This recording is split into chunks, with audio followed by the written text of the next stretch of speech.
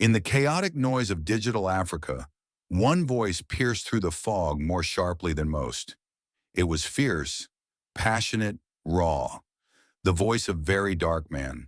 He was not a journalist nor a politician. He was a storm, a lone man with a phone and a conscience, roaring from the heart of Nigeria. His content wasn't about trends or dances. It was fire aimed at the powerful, the corrupt, the deceivers. And then one day, his fire landed on a name that many dared not criticize: Captain Ibrahim Traoré, the revolutionary leader of Burkina Faso. In a video that quickly tore across the continent, VeryDarkMan questioned the motives behind Traoré's rise. He called out the romanticism that often surrounded African military leaders and asked if this one, the so-called people soldier, was just another actor draped in the fatigues of empty patriotism. The video sparked anger, admiration, and anxiety all at once. Yet in the highest office of Ouagadougou, there was no anger, no rebuttal, just a quiet command that would change the course of two lives. The president invited him. There were no public announcements, no political drama, just a discreet message delivered through a trusted African media intermediary. An invitation to see, to understand, to judge not from behind a phone screen, but face to face. VeryDarkMan accepted, not because he believed, but because he wanted to confirm his disbelief. When he landed in Ouagadougou, the scene was striking in its simplicity. No security convoy, no journalists. A single black vehicle waited, driven by a soldier with calloused hands and quiet eyes. The ride through the capital revealed no grand displays of power, just everyday people, dusty roads, and billboards faded by the sun. The presidential compound, when they arrived, looked more like a disciplined military base than a palace. Inside, there were no golden ornaments or marble floors, just concrete, worn boots and silence. It was there that VeryDarkMan met Ibrahim Traoré, not the image, not the myth, but the man. The president received him not as a ruler, but as a peer. He did not defend, he did not flatter. He presented no speeches, no charts, no symbols of governance. What he gave instead was access. Access to the world he was building, a Burkina Faso under reconstruction. Over the next 2 days, the activist was taken on a journey that left him humbled. He met volunteer teachers in temporary schools in remote villages, some still reeling from extremist attacks. He stood by boreholes that had been recently dug in towns where children used to walk 5 kilometers for water.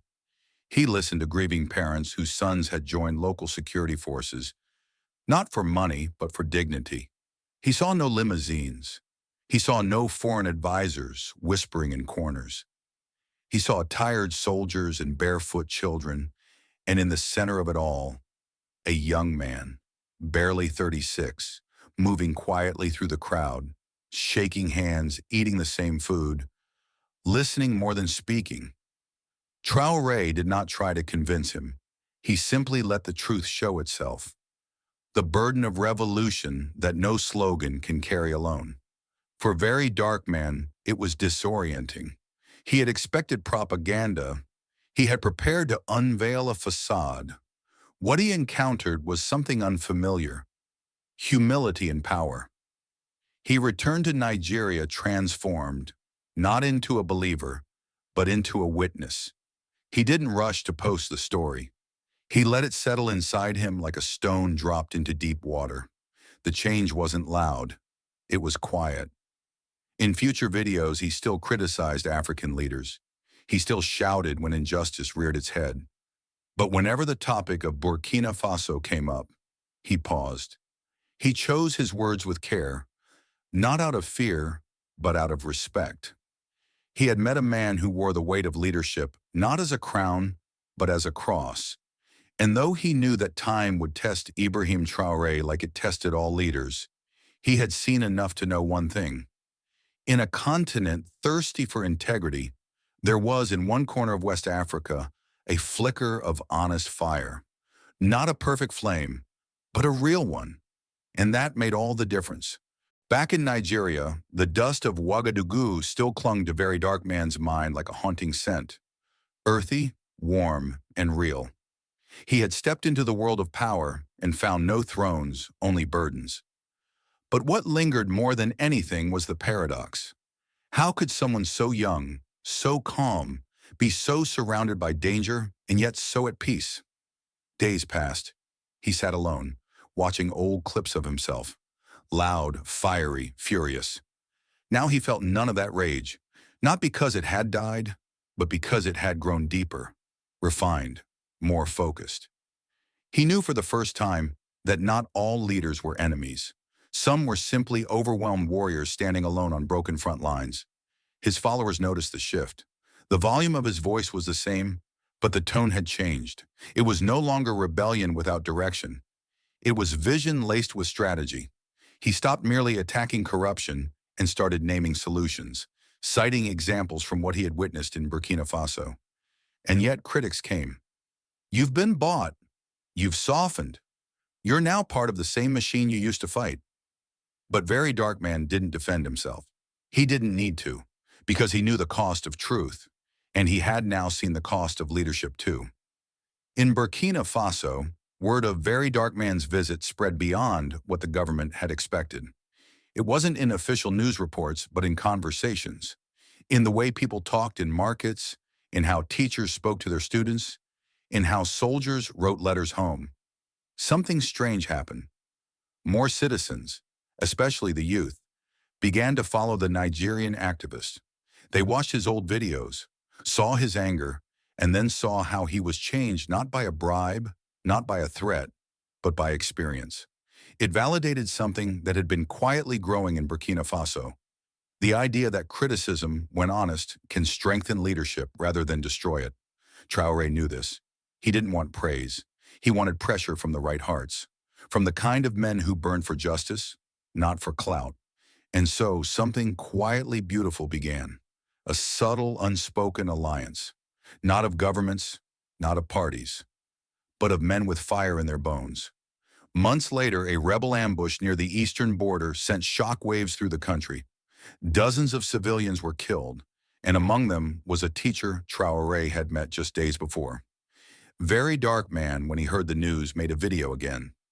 This one was raw, but not angry. He told the world that revolution was not a slogan, that leadership wasn't just showing up when it was easy, that men like Traoré weren't saviors.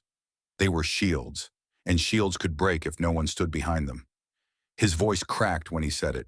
He planned to return to Burkina Faso, to speak with the youth, to hold workshops on digital awareness, activism, unity across language and borders. It was a new mission.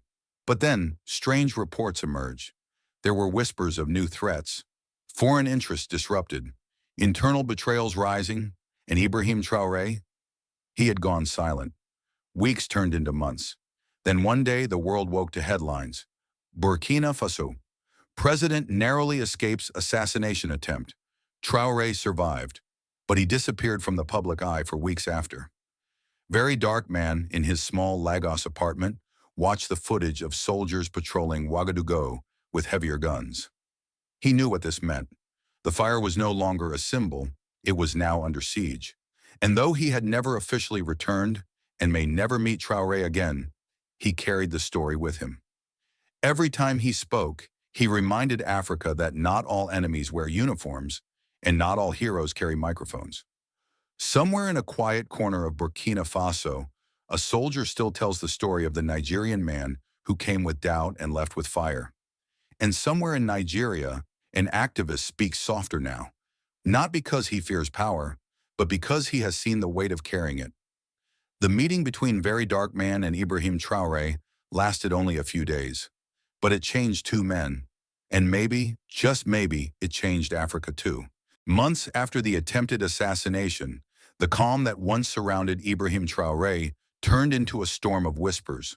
Foreign interests, internal betrayals, and radical militias were converging. Burkina Faso, though defiant, was bleeding, not always from bullets, but from exhaustion.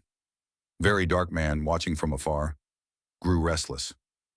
He knew something was shifting, something dangerous. His instincts, once honed for petty politicians and corrupt officials, now sensed something far more sinister. He began researching quietly, pulling strings through friends in Mali, Ghana, Niger. Stories began to emerge. Foreign contractors supplying weapons to local mercenaries, influential African elites pressuring Traoré to make concessions, and even a few African presidents secretly aiding destabilization to stop his rising influence. The revolution, it seemed, had made enemies too big to name. Then one day, an encrypted message arrived. Not an email, not a call, a handwritten note delivered through an old Pan-African journalist who had once worked with Sankra's movement. The note bore only 3 lines.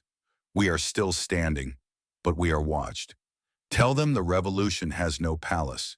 The people are the shield." No signature, no date. But VeryDarkMan knew whose voice it carried. He didn't hesitate. He launched a new project, quietly, strategically, across Nigeria, Ghana, Côte d'Ivoire, and Senegal. It was not a political campaign. It was an awakening. He began a digital series, Voices of African Soil, featuring unsung local heroes, community defenders, village teachers, women in leadership, youth farmers, and more. Every video ended with one silent image, a dusty military boot resting beside a child's sandal. It was a tribute, but also a warning that revolutions, left alone, wither. Soon, African youth from across the continent began quoting Traoré, not because of propaganda, but because of lived hunger for truth. Hashtags appeared: Le No Palace Revolution, Prekasha and Wear the Shield, Nash Africa Awake Traoré's Simple Ways, sleeping in camps, eating with soldiers, rejecting foreign aid tied to slavery, began inspiring new leaders in student unions and local communities. And VeryDarkMan, he became a bridge, the firebrand turned strategist, still loud, still fearless, but now driven not by outrage, but purpose. He was no longer exposing rot just to shock. He was mapping alternatives, showing how it could be done, how it was being done. But fire attracts darkness. Traoré's government suffered a brutal betrayal. One of his closest military allies defected, selling coordinates of local command posts to foreign-aligned mercenaries. A series of deadly raids rocked the country. Dozens died. 2 villages were burned. Traoré vanished again. Some said he was dead. Others claimed he had fled to the northern highlands to regroup. The silence returned, but this time the people didn't wait. They rose. From Ouagadougou to Bobo Dioulasso, thousands of ordinary citizens took to the streets, not looting, not rioting, but defending, organizing, feeding soldiers, repairing roads, guarding schools. They didn't chant Traoré's name. They chanted a single phrase: "We are the revolution." Weeks later, Traoré reappeared, not on TV, not through politicians, but walking into a rural town on foot, side by side with the villagers. No fanfare, no cameras, just a man with dust on his face and fire in his eyes. When the footage eventually leaked, grainy and unstable, it didn't need subtitles. The image alone spoke louder than speeches. VeryDarkMan posted it with only 4 words: "Still standing, still ours." The 2 men never met again, not officially, not publicly, but they didn't need to. They had passed the message like a flame from one hand to another, across borders, across wounds, across suspicion. One fought with leadership, the other fought with words. Both fought for truth. And though history may one day forget the noise, it would never forget the shift. That brief burning moment when 2 unlikely brothers met at the intersection of power and purpose and chose Africa.